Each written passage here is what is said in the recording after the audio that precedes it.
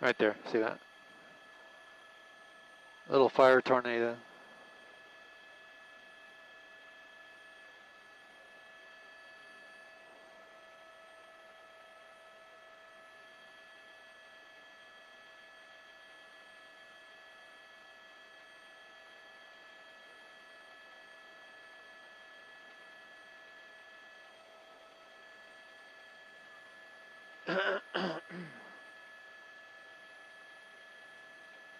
That's amazing.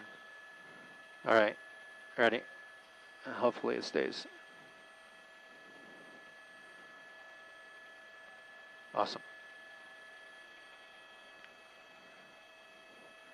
A little fire tornado, Sharon, Micah. It's a spectacular sight to see.